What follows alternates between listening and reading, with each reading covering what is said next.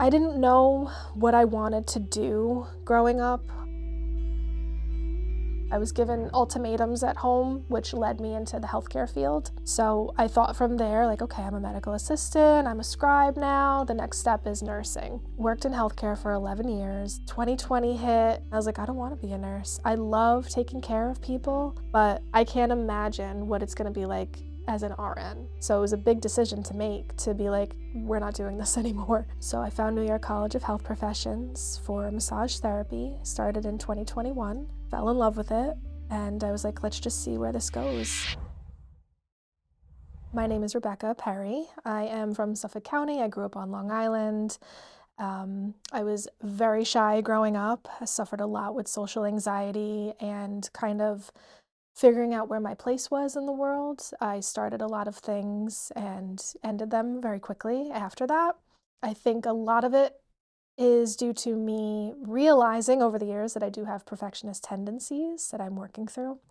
And with that being said, I own and operate the Shen Den in Patchogue, and I opened it last July of 2024. Tell me a little bit more about the Shen Den. What is the Shen Den? The Shen Den is an oasis for massage therapy, an oasis for relaxation, a place where you can come and just let everything go, whether it's chronic pain, stress, discomfort, just purely you just want to come and relax. It's really become a place where people look forward to coming. I've had people show up the wrong day because they're so excited for their appointment, which is actually really cool.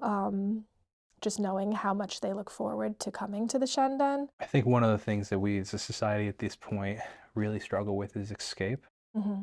Escape's the wrong word. Right. Unplugging, I think, is the Hmm. better word. I'm a big hunter. I love hunting. And one of the things I love about hunting is being in the woods, being in nature, being Yeah. surrounded by things that like I it just gives me a break.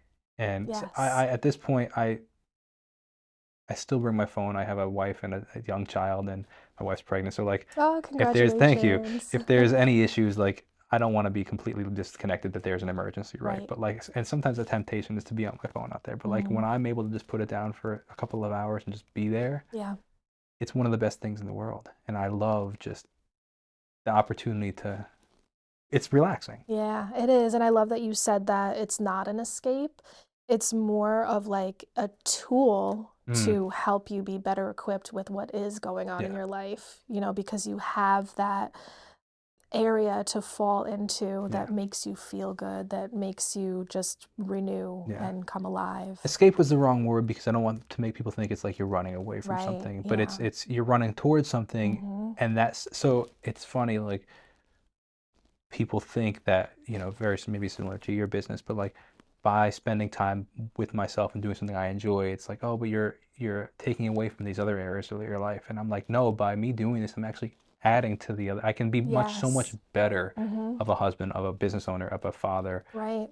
by giving this time to myself. It's so true. And I'm sure it's very similar with your industry. Yeah, no, it really is. And I I do like to check in with my guests a day or so after their Hmm. visit, just to see how they're feeling, see if they have any feedback for me, see how their ailments are, and just do like a simple check-in. And the feedback that I get back is, thank you for helping me to see that it's okay for me to relax, or thank you for showing me that, I can breathe through something instead of, letting it fester. And it's just knowing that I can be an extra tool for them. I'm not actually the one doing it for them. I'm just showing them like you can stop Hmm. and just be. Yeah. And it's okay. Yeah. I've had people almost cancel their appointments because they're like, well, I have so much to do. I have to clean the house. I have to go pick up the kids. I have to do this. I have tasks. I have my own job. And when they actually come, they're like, I'm so glad Yeah. that I did that. I think we've created as a society a guilt factor of not being busy, Yeah. and it's really hard to break out of that. I completely understand that even when I go hunting, for example, like, well, there's a million other things I could be doing, and I could be providing more for my family. I could be doing all these different things, Hmm. and but it's important. Like busyness is not a great thing. It actually takes away from you satisfaction of life and so many Mhm. things. But one thing I want to ask you about, you mentioned when you first introduced yourself Yeah. a couple of times, you used the phrase oasis, Yeah. and I'd love for you to define that. So for me, what I've noticed in my year of owning and operating the Shen Den, I try to have it be very uniform. Like I keep it looking the same exact way every time that you come there. So it has this familiarity. Like you go to the beach, it's sand, Mhm. it's water, it's beach grass, it's the same every time. So I think because of that, like if that's a relaxing thing for somebody, they go there and they have that familiarity and they're already like they step into the sand and they're comforted. So for me, keeping the Shen Den looking exactly the same in terms of like, this is where the ottoman is, this is where the pictures on the wall are, the desk always looks the same, your snacks are here, the hot towels are there, your essential oil diffuser is in the same spot. So for me, I've noticed that that has helped people come in and they kind of know they're at home. Like they are able to step inside and already before they're even on the table, they're like I'm here. I had somebody just on Saturday. It was her first time there, so she didn't have that like familiarity aspect, but she said just standing, she was like, I'm already so relaxed. And I think it's just because the way that placement is important. How does it smell in there? What does it look like? What does it sound like? Is it quiet? Is there a lot going on outside in the hallway? Like what are you having people step into before they even land on your table if we're talking in terms of massage Yeah. therapy. So I think for me that's the term of oasis is like you're home, you're in your comfort spot. So Can you explain the experience? What should people expect when they walk into the Shen Den? What is the experience you provide? What are the services you yeah. provide? Yeah, so I offer a number of different services from chronic pain to myoskeletal alignment, which is sort of it's adjustments on the body without actually cracking anything. So realigning the spine, the hips, the neck. I perform myofascial release, so long held compression to the muscle. That sort of allows the body to trust that it can release rather than moving quickly.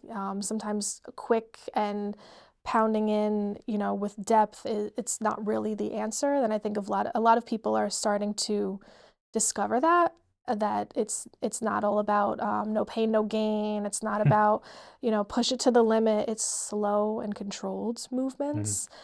So you can expect a lot of taking your time at the Shen Den.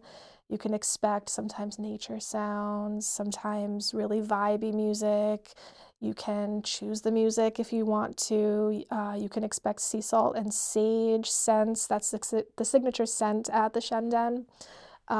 We have red light therapy, infrared sauna. So if you wanted to use that before or after your session or in lieu of your session, you could. Mhm. Swedish massage is offered. So if you're looking to just come in and just relax, you don't necessarily have like chronic pain or a difficulty that you're dealing with, you just want to lay there and tune out, I offer that as well. So really, you can just expect to come in there and leave feeling a lot looser and a lot lighter, and just have a really good sleep. Where does the name come from? So where I got the name the Shen Den from, it, there's a lot of layers to it. So I was in my Asian bodywork class and we're learning channels and points and what correlates to what part of the body. Um, and we landed on the word Shen, and that correlates to one's spirit and like connection to the heart and kind of just your inner self. So I liked that, and I wasn't even thinking of a business at the time. I just really liked that. It just stood out to me a lot. And over time, when I realized I wanted to open a business, it just like popped out to me. I was like, oh my gosh, I love the ocean and I love the word Shen in Chinese medicine, ocean. And then I was just like, play on words, blah, blah, blah. And I was like, the Shen Den, we're going with it. This is it. I'm sticking to it. Um, and I started to tell a couple of friends and family members, and they were like, I think that's really cool. I think Yeah, you should I do like it. it. Yeah, so I that's where like I the landed meaning on behind it. it. I've owned a couple different businesses in Mhm. my career, and I'm always super conscious of how I name things and meaning behind the names. And most people, it goes right over their head. But I always appreciate when other business owners like really thinking about their name, and even if it Yeah. only means something to you, I think Hmm. it's special. Yeah, I wanted it to be creative. It's okay. I wanted it to be creative without being confusing. I was like, what can be simple, just a couple syllables, and just have people be intrigued but not confused to the point where they're like, what is the Shen Den? Like, what do they do there? So I think the Shen Den is so similar to the Zen Den, and a lot of people that's either yoga or massage therapy, things in that realm. So I feel like having the Shen Den without even seeing what is offered there still gives you that sense of, oh, okay, it's a place where people go to Yeah. relax. Yeah. So now you said you've been in a business for a year, Hmm. and I saw that on your Instagram, Yeah. which is cool. I've spoken to a lot of different business owners that are very new or that have had many, many years in experience. One thing I think that that's unique to, how do I phrase this? One thing that I find unique to early business owners is that I think sometimes we forget a lot of things. If you've been in business for 10, 15, 20 years, some of the things that really helped you succeed, Hmm. you forget about Hmm. because you get complacent or comfortable. And I'm curious, what are some of the things you're implementing now in your business? What are some of the things you've learned that have been really helpful? Things that I'm implementing now in my business are truly practicing what I preach in terms of slowing down. Not slowing down being a business owner, because I don't really genuinely think there's ever a slow down moment. There might be like a period of time of resetting, but as a business owner, it's always thinking about your next step while still being in the first step that you're in. But for me, implementing that the step that I'm in is where I am. Yes, I might have ideas shooting out of another project or another offering that I can give to my clients or another tool I can use and bring into the practice. But instead of doing it all at once, I've implemented, okay, we're working on myoskeletal alignment. We're going to perfect that right now before we move on to the next modality. Um, I'm offering red light therapy. Okay, I'm going to perfect how I explain that to my guests instead of moving on to the next shiny object that I can offer at the Shen Den. There's an event going on. Okay, I already said yes to two, so I'm going to hold off on saying yes to that one unless it's really speaking to me. Because in the beginning, I was like, I have to get my name out there, I have to get my Mm, face out there, I have to get the business out there, so I'm going to say yes to everything. And while, yes, it did help me kind of get my name on the map, I noticed very quickly that I was burning out. I was burning out very fast. I had a panic attack about 3 months into owning the business. Not to say that hasn't happened in my life before. I do have them.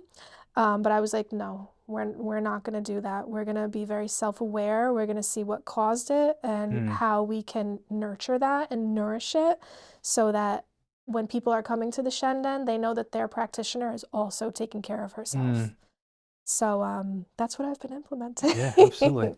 You mentioned perfectionism. Yes. I, as myself, have struggled with OCD tendencies my whole Hmm. life. Uh, Only recently discovered that there was OCD. And when people hear OCD, they think it's like, I don't know if you've ever seen the show Monk or Okay. whatever, but like, do you know what I'm referencing? I Or know what you're talking about, but I'm not all right, familiar the with. typical he had OCD in there, Yeah. but the typical OCD is, oh, I need my all my pens to Right. align. I need everything like this, and it's not necessarily all that. Like that's one facet of it. Or it's like, oh, I need to wash my hands for 47 seconds. But like that's, yes, again, a portion of OCD, and but there's a lot of different things, including Hmm. like intrusive thoughts, and Hmm. but one of the things is a need for the word is like the struggle with uncertainty. Hmm. OCD hates uncertainty, and there is really no certainty in life.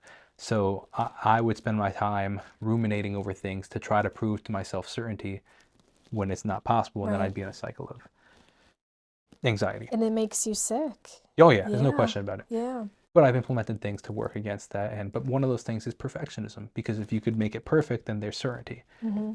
I'm curious, um, what are your thoughts on perfectionism? Are you still living in that, or are you working against that? And as a business owner, what Yeah. does that look like? Yeah. In terms of perfectionism for me, I'm not going to act like it's not a daily struggle. It absolutely is. But I think that if it's something that you are willing to face, whether it's a good thing or a not so good thing, in terms of how you want to move forward with yourself, that's the biggest step that you could even take is realizing like, okay, I do have this tendency of everything needs to look pristine and needs to be in the right spot before I post the picture, and realizing that people aren't even looking at that. They just want to see what you have to offer them in terms of how can you help them?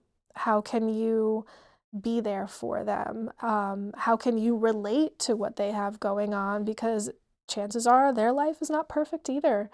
And being okay with showing that side of yourself or showing that side of myself, um, I was afraid of showing that side of like, no, I'm not perfect. Like, I cry on the carpet sometimes because I don't want to own a business because it's too much, or I want to get off Instagram and get off the grid and not show anybody anything because, oh my gosh, I showed them that I have a life outside of the Shen Den. Now that's introducing ways for people to judge me. And I'm like, no, like I work through that every day. Mhm. It is something that's on my mind often. And for me, I've just learned that, okay, this is the world that I want to be in as a business owner. I want to connect with people.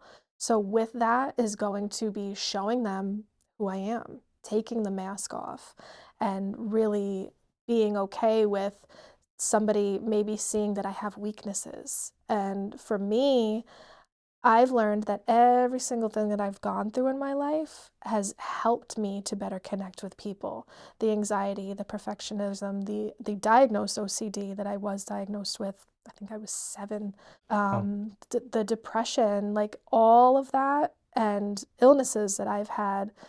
If it wasn't for me going through those things, I couldn't possibly connect to somebody that's on my table. I might have like the textbook tools for them, but I want to have the empathy for them too. yeah, absolutely. And Yeah. one thing, it kind of what I'm hearing is the word Yeah. vulnerability, Mhm. and it's interesting because it's counterintuitive.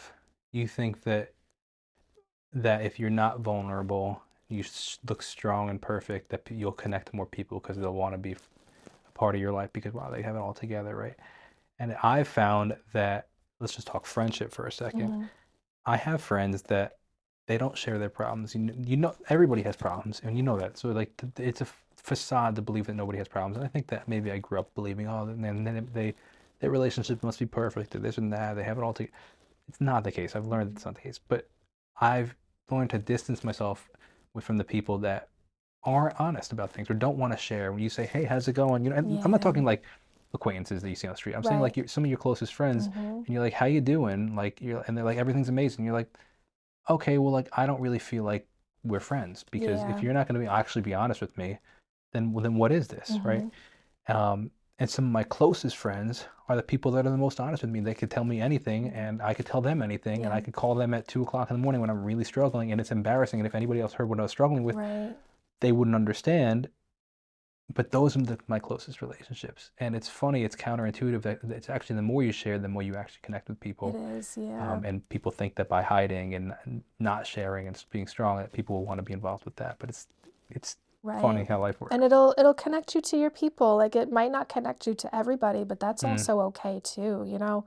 You can lay it all out on the table and that specific person just might not be somebody that you connect with.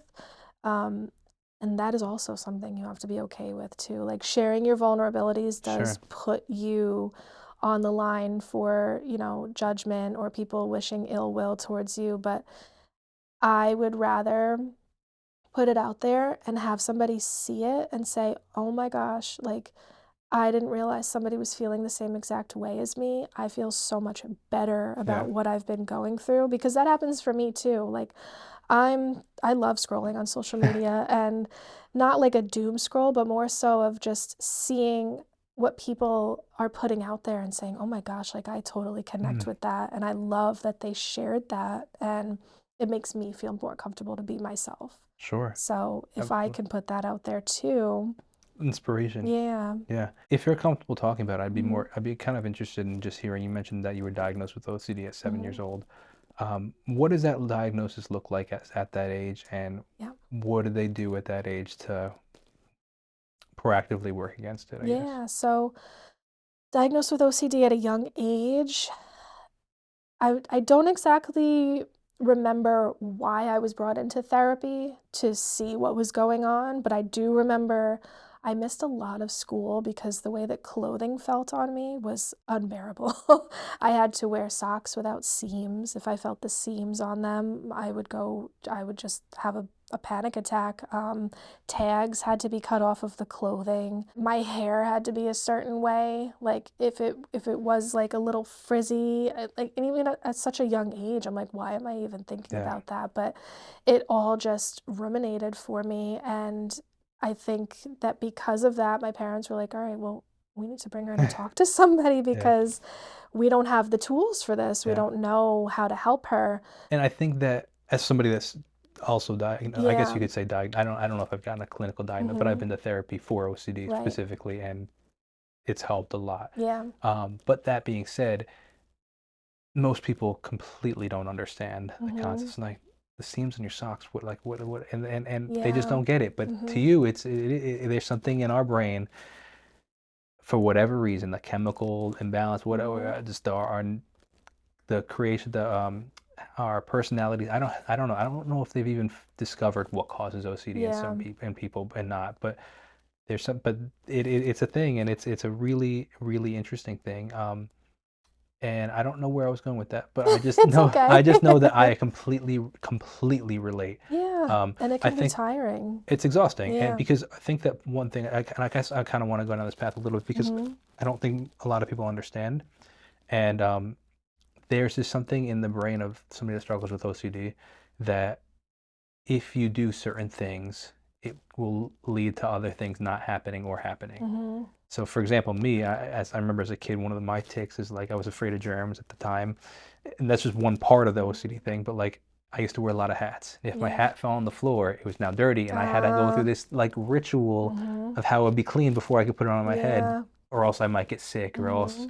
there might be germ. And it sounds so ridiculous, but there's something in It's our not brain though. Yeah. that does that. It just like Yeah. I don't. We're more prone to that kind of thinking, Yeah. and it's really interesting. And therapy helped me a lot, I'm glad that it did. Yeah, I was never it was never about germs for me. It was just how things felt. Like like a even texture thing. yeah, textures with foods. I couldn't if you gave me yogurt and it had a strawberry in it, forget about it. If you gave me a tomato, the skin on the tomato, if I felt that, it would send me. Like I just absolutely I couldn't eat certain things. Pizza I couldn't do because I knew it had tomatoes on it. Yeah, so it was never like I have to I can't wear like dirty clothes or I Yeah. can't play in the dirt, things like that. Like I was a tomboy through and through growing up. But It's also so interesting how it manifests in people's lives differently. But it's the yeah, same traits. it It's is. just triggered in different ways. Yeah, like I definitely felt like chairs. I would have to like really like rub the palm of my hand on them or like corners of desks. Like I had to like feel something there. Yeah.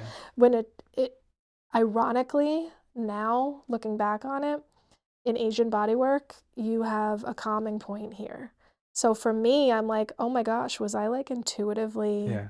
trying to calm myself? Probably not, but like thinking back on it, I'm like, that's pretty cool that like And then through the therapy, did you learn tools on how to manage that or I did at the time, and then there was several years that I wasn't going to therapy. I actually just started going back to therapy a week ago. I have a wow. social worker in my building, and he has great results with his clients. He actually does cognitive behavioral therapy.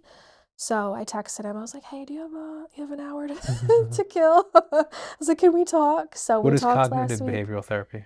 He said basically that you have a thought, you have a feeling, and then there's an action. So he's going to be helping me figure out like why a feeling attaches to a certain thought and why I feel like I need to act on it in the ways that I do right now and how we can kind of fix Yeah. that. So I went through and I'm still in it, but I started about 6 months ago. They do ERP, which is exposure response prevention. Oh, how do you like that? So hard, Yeah. but it works. Yeah. And what they do is they expose you to the fear, Mm-hmm. and they teach you not to respond to it. So obsession, it's funny we're supposed to be talking about the business, but this is just It's part of our okay, life. This yeah. is what you are. You are the business owner, and Yeah. it's a business owner highlight. But it's like obsession. OCD is obsessive compulsive Compulsive disorder, disorder, and what yeah. that means is your brain starts to obsess about something. To stop that obsession, then it creates anxiety, Mm-hmm. and to stop that anxiety and calm that anxiety, you have a compulsion that you do. That then once you do it, you feel temporary relief. Mm-hmm. But like anything, the more you do it, the it doesn't the relief doesn't come. It's like a Yeah. drug essentially. Yeah. You do cocaine once. Yeah. It's like that dopamine Exactly. just But you need drops. more and more cocaine to get you high after a Mm-hmm. while. And it's the same thing with that. Those compulsions. That one compulsion doesn't work anymore, and you need to do longer and more of this Yeah, and it's that. like what's next? Exactly. So the goal with ERP is that they have you expose yourself. They say, okay, let's try not to have that compulsion. And the goal is to, if you say, go 10 seconds, go a minute, and then how did you feel? Well, Mhm. or how long did it take until that anxiety passed? And you realize, oh, it did pass. I didn't, and it's constantly just exposing yourself. And Trusting. yeah, Yeah. it's been a journey. Trust is a big thing, I think, when it comes to OCD because, like you said, that uncertainty, it's like, well, I need to know the Yeah, outcome, so I need to control the outcome, yeah. so I Oh, need to control. Yeah. act on the outcome. Oh, yeah. And yeah, and I think that ironically enough, being in business, like nothing is going to be No. perfect. It's really not. And Yeah. it's a lot of it, if not almost all of it, is trusting that what you're releasing and putting out there and showing Yeah. everybody is going to be well. And trusting that if it isn't well, if it does not succeed in the way that you thought it did, that it's just going to help you grow and Mm. learn Yeah. and toss it to the curb and move on to the Yeah. next. And Well, if any that's of the therapy in audience, itself. yeah, exactly. But if any of the audience Yeah. relates to this or struggles with this, I used a company. It's called NOCD, just four Okay. letters, NOCD.com. They're like a nationwide company, and Okay. it changed my genuinely I'm gonna changed my look it life. up So I myself. highly recommend it. Yeah. You or the audience, any audience members, it really made a really big, and they accept most insurances, Okay. and it changed my life. Oh, I It love was that. really, it was Yeah. great. So NOCD.com, not Okay. sponsored, but it made a big difference. That's So awesome. Now I'm gonna look that up because I think in the last year, not that I've been in denial, but I've just been like, I'll be fine. Like everything's gonna be fine. I'm gonna sure, be okay. yeah, Just wake up tomorrow and it's a new day. yeah, And then last week I was like, no, like you can talk to yeah. somebody. Like it's you. That's also Which takes a okay. lot of courage. Yeah. It's really scary, but Mhm. I was terrified Mhm. to start therapy. Like Yeah. actually so scared. And I was like, you know what? Like I have a 2-year-old daughter, and I'm like, I want to be an example of like, hey, you don't run from your fears. You Mhm. face them. Yeah. And she's 2 and she's not really, I don't know, she doesn't understand the concept of any of these things, but it's like how I act and how I respond to things is how she's going to Right. learn to do Yeah. things. And I was like, I need to do this no matter how Especially scared I as am. a man, I feel like people give this negative connotation that if you're looking for help that you're weak. Like no, you're actually strong enough to Mm. say, "Nope, I need some tools. I need outside help. I need additional perspectives," and you're willing to listen Mm. instead of burying it all. So Yeah. I commend you for Oh, that. thank I you. think that's Thank you. awesome. Speaking of finding help, let's pivot back to Yeah. business and finding help inside a business. Mhm. When you first started your business, did you just kind of just jump in head first, or did you have people that you spoke to? Like, where did you say, okay, Mhm. today I want to start my business? What Yeah, does that look like? so I didn't know what I wanted to do growing up. I kind of was not pushed into it, but I was given ultimatums at home, which led me into the healthcare field. So I thought from there, like, okay, I'm a medical assistant, I'm a scribe now. The next step is nursing. To pause you really quick, Yeah. ultimatum of like, hey, you need to get a job kind of thing, or what does that I look had like? a job, but I was working at Stop and Shop. I was making like $200 a week and I was partying. Like there was no structure. So my mom was like, so you can pay rent or you can go back to college. Or not go back, you can go to college. I dropped out of high school and just thought that I was just gonna live at home and just do my thing and whatever happens, happens. Which I So think just that in general is a testimony to like just yeah. life that Mm-hmm. you're a high school dropout, Yeah, and senior now here year. you are as a business owner. That Mm-hmm. like that's pretty impressive. I commend you. Yeah, she said you can drop out, but you're getting your GED. And I was like, all right, whatever, as long as I don't have to go to school and see anybody. And then it turned into you can live here, but it's rent or it's college. So I was like, well, I make no money right now, so I'm going to go to college. And yeah, I went, got my medical assisting certificate, worked in healthcare for 11 years. And like I said, I thought the next step was becoming a nurse. Like, all right, I'm here. I'm kind of capped here in terms of skill and pay. And we live on Long Island, so we do have to think about where Really, we I thought want to Long Island's be, so right? cheap. Yeah, believe it or not. But I got all my prerequisites. 2020 hit and I really faced myself because we had a lot of facing ourselves in 2020. There was kind of no other option at the time. And I was like, I don't want to be a nurse. I love taking care of Hmm. people, but there is a certain sense of control in the healthcare fields. And Meaning things being outside of you, like it's controlled by other yeah, people. outside of our control in terms of Very how we interesting. care for people. Very interesting. And I give so much respect to everybody in the healthcare field because it is brutal. It is not easy. And for me, I was like, if I'm already going through this and I work in ophthalmology, I can't imagine what it's going to be like as an RN. So I was like, I have to shift gears and I have to trust that if I don't do this, I have to be okay with that decision because I was ready to apply to nursing schools and I was all set. So it was a big decision to make to be like, we're not doing this anymore. Um, so I found New York College of Health Professions for massage therapy, started in 2021, fell in love with it, and I was like, let's just see where this goes. So what I'm hearing from that is that sometimes the things we want to do are a little bit outside of the quote unquote typical route. So Yeah. you loved helping and serving people and stuff, Mm-hmm. and nurses do that, but Yes. it might be in a structure that you weren't super With thrilled with limitations. limitations, and Yeah. it's almost like thinking outside of the box of okay, how can I still do this Mm-hmm. in a different way? And I Yeah. think that's really really interesting. I think a lot of business owners can learn from that of like okay, I really enjoy blank. Mm-hmm. I don't know if I enjoy this avenue, but how can I still utilize this skill or part that a thing that I enjoy in a different area? And that's Yeah. super fascinating. Absolutely. Like I recognize fully that in the healthcare field, that is what you're doing. You are helping people. Um, but I think that as time has gone on, I've realized that I did want a little more control. Not to be controlling, but I want to wake up and decide how I'm going to move. Yeah. You And I can't really just, do that as a no, working for a you large can't. corporation. You can't. And I just went for it.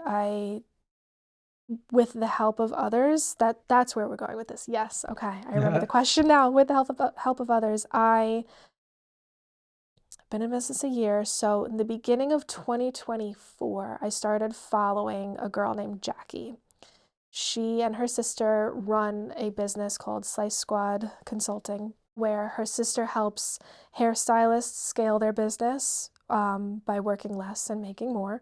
And Jackie, who I spoke to, helps massage therapists just figure out how to hone in on their business, figure out their niche and how they want to run their business. So I had had a consultation with her probably in March of 2024. It was amazing, but I freaked out. I was not ready yet. And I avoided the situation like the plague. I was like, oh, yeah, I'll get back to you. Yep, that was great. Blah, blah, blah, blah, blah. And then so many things from March until June of 2024 were happening. I got tendonitis in both of my hands. I couldn't work for a week. I got COVID. Um, there was another, I think I just got a cold either before or after that. So there was a lot of downtime for me, again, to say, okay, you know you want to run a business and you know that it's not going to be easy, but how are you going to know how it could go if you don't just do it? So I messaged Jackie again in May. We had another consultation and I said, okay, I'm all in. Let's do Mm, this. And so I hired her team. It's a 90-day program. They give you a consultant that you meet with every 2 or 3 weeks through Zoom, kind of just to discuss where you're at, where you want to be, give you some tools. And they really give you the groundwork for everything from if you want to do your own bookkeeping, which I don't, but they show you how to do it. They show you how to track your finances.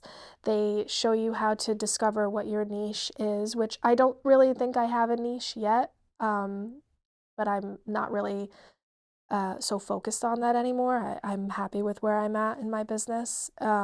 But they give you so much support, which is something I felt like I was really going to need if I was going to find my way in business because I have no business background at all. I was kind of just jumping in head first and seeing where I went. So I actually did 180 days with them. I finished my 90 days and I was like, I'm not ready to break up with you guys yet. So we're going to do another 90. And they were so helpful. They were a tremendous, tremendous tool in helping me find my way and my voice and my confidence in this business. And I give so much credit to them. I can't say where I would be today without hiring them because I didn't go that route. I did hire mm, them. Um, and to this day, I still have communication with them, which I think is so important in business is not just having everything be transactional. Like you want to mm, know that even if you're not working with certain people anymore, that like they're still there as yeah, like, people that look like you can look to for guidance yeah. still. So one thing that stuck out to me is you said that Yeah. they offered a lot of support for a Yeah. new business owner. Practically, what does that support look like? Um, Facebook, they did a lot of Zooms. They did a lot of pre-recorded sessions that you could watch, or do you But mean of what, like more? in the sense of like teaching you how to run the business or how to market? Like what kind of Yeah, teaching you how to market yourself, teaching you how to what's the word I'm looking for? Time. management? Yeah, teaching you time management, and how that works for your specific needs. Teaching you how to speak to your ideal client.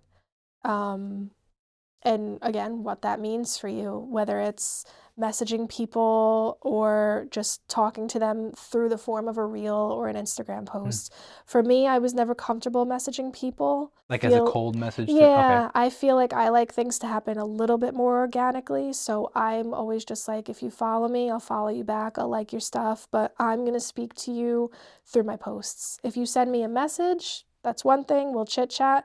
But I never look at something as the outcome of this should be you being my client. Oh yeah. And I think that that's worked a lot for Yeah. me. So talk to me about marketing Yeah. this. So how are you building the business? Now, how I'm building the business is truly just being myself. I have a balance of showing a little bit of me on Instagram and then a balance of showing what I do. Okay. So I like to show the funny side of myself, the light-hearted side of myself, and the depths of myself too.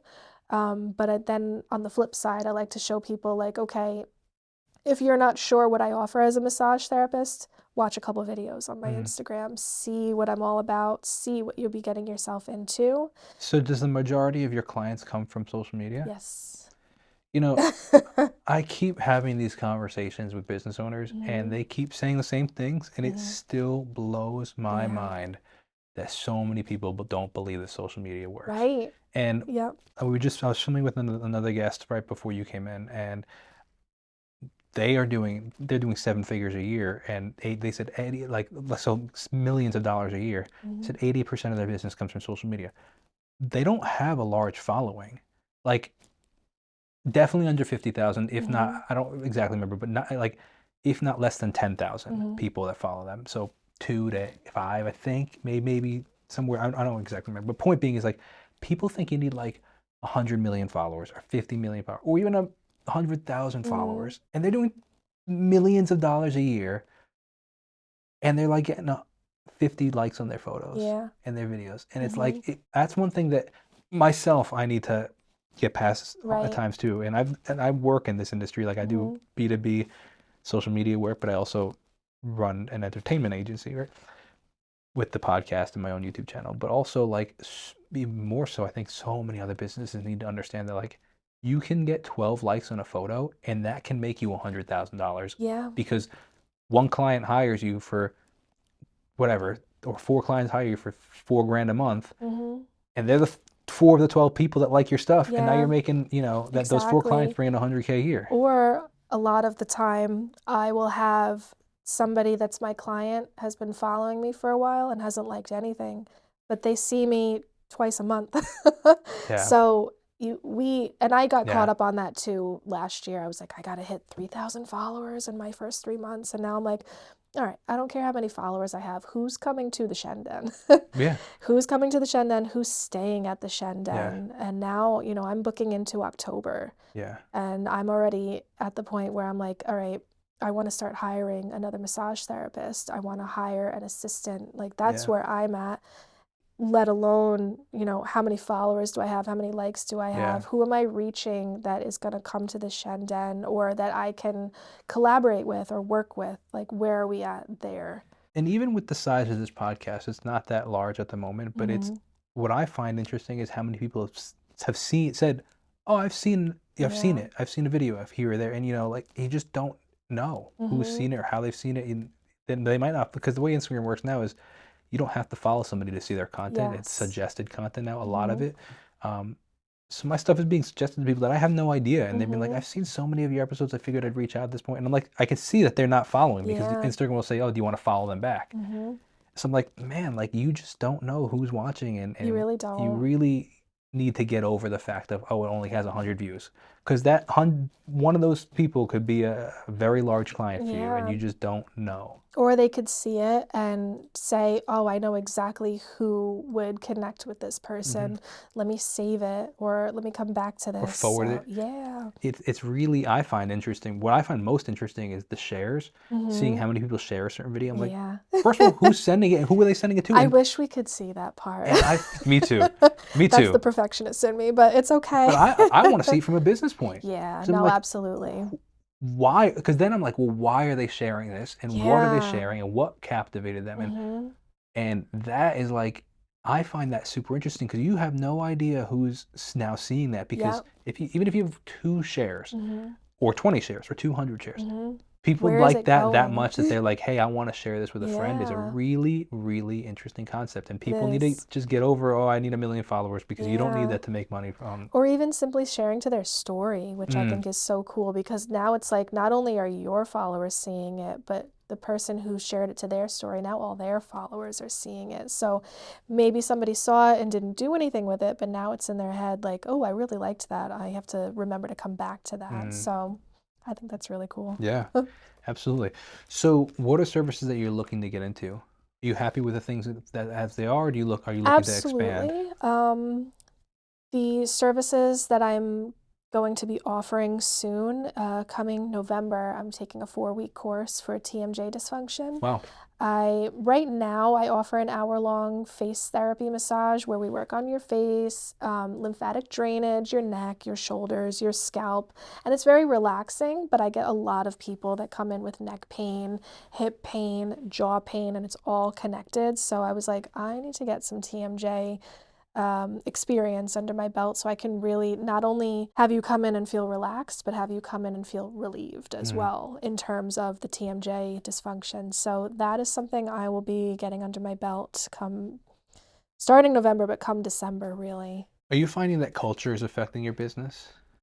Culture in the sense of, I'm curious. I'm finding that a lot of people are becoming more holistic and maybe a little less traditional medicine, and more of like, I don't want to say ancient medicine, but mm-hmm, like this whole like just holistic. mm-hmm. And I'm curious, are you finding that in your clientele, or um, I don't know. I just find that an interesting trend. Like I do a lot of things. Like I make my own sourdough, and I think that's a really couple cool. years ago, making sourdough, people were like, "What are you doing?" Now it's Mm-hmm. like everybody and their mom wants to make it. It's just interesting to see, Yeah. and I'm not. It's not a problem. I'm just more of like, it's interesting to see like, oh, the things I've been doing for 10 years now are Yeah, it's like, catching on. and it's, yeah, it's Yeah. becoming more popular. And I'm, Yeah, no, I think that culture is affecting my business in a very positive way because I think people are seeing that massage therapy isn't just going and getting pampered. mm, It's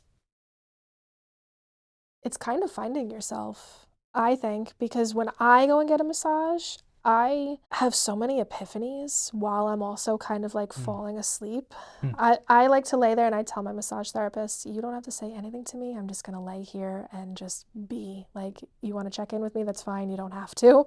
I'll tell you if I need something. But um, I have so many epiphanies while I'm getting a massage. And so I think that it's really beautiful with social media being able to showcase what massage therapy is mm.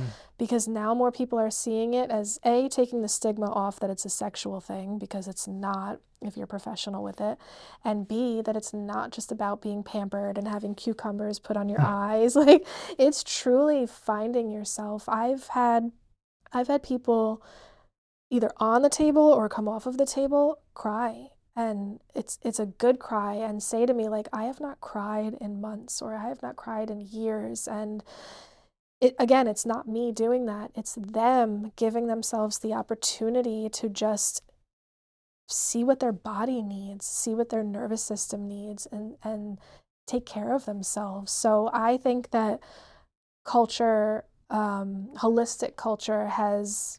Holistic. Did Yeah, I use that yeah. word? Because that's the word You I was said looking for. culture at first, and I was like, what do you mean by that? But no, No, I but know what you mean. holistic culture, I think, Yeah, is I think the word I was holistic looking for. culture, yeah, has, um, in the best way, been so good for my business because Yeah. people are wanting to treat the body as a whole now.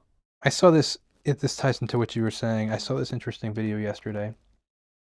Ironic because in the video it talks about like putting your phone down. Hmm. Um, but the point of it was essentially saying that we need to embrace boredom more Yeah. because by the constant stimulation of your phone or and just not even your phone, because like entertainment in the car you can listen to a podcast, at the gym you have music.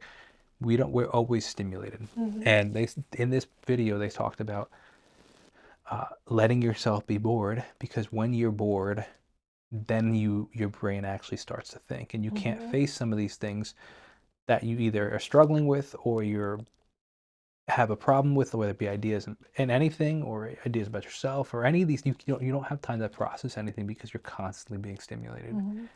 That being said, I think that you're providing the opportunity for people to pause for a second, and Hmm. in that they real whether it be self-reflection or whether it be revelations or whether it just be the fact that they actually got to pause for a second. Hmm. We don't do that anymore, and when you do, it's really powerful. It is, and I'm guilty of it too. Just before coming here, I'm getting ready.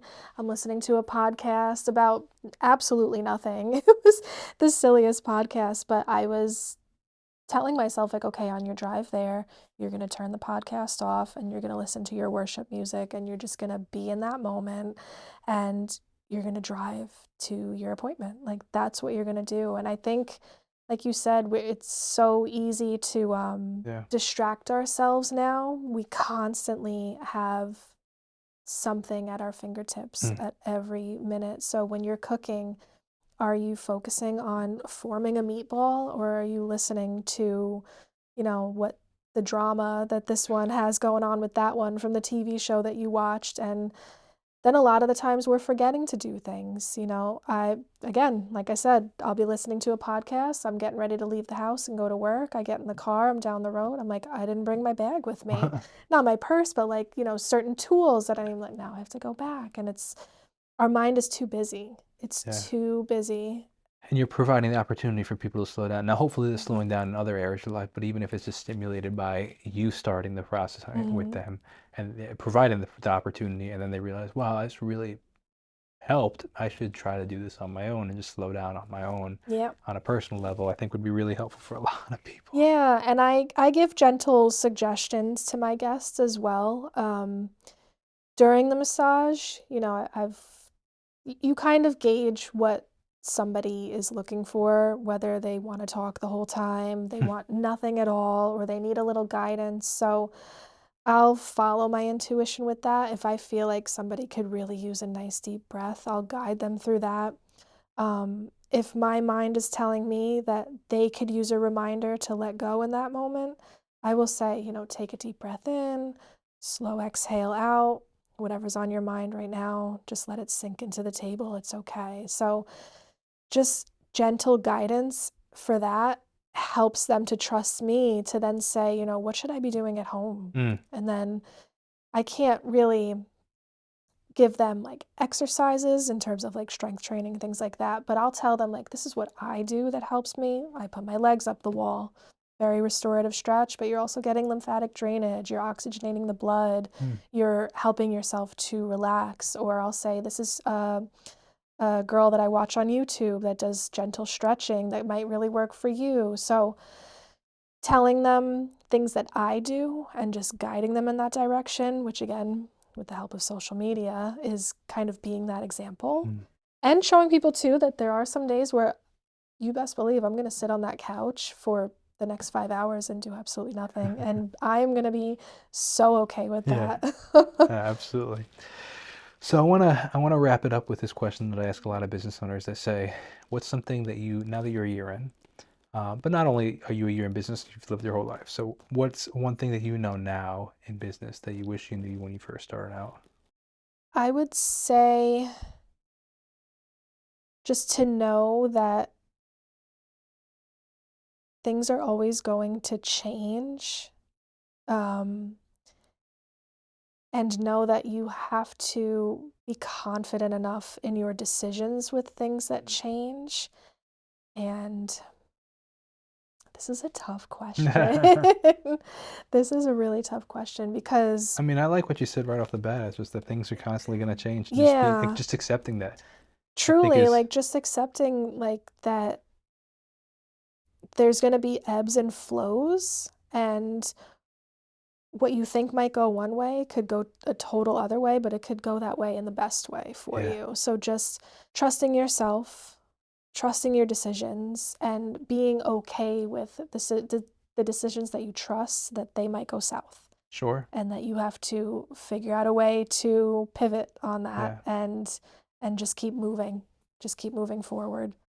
It has been an absolute pleasure to hear your story, and Thank thank you so you. much for sharing, but also being vulnerable. I know we talked about things outside of business, and I admire that, and I think that the audience will as well. So, thank Absolutely. you so much for your time, and it Thank you was an so absolute much. pleasure.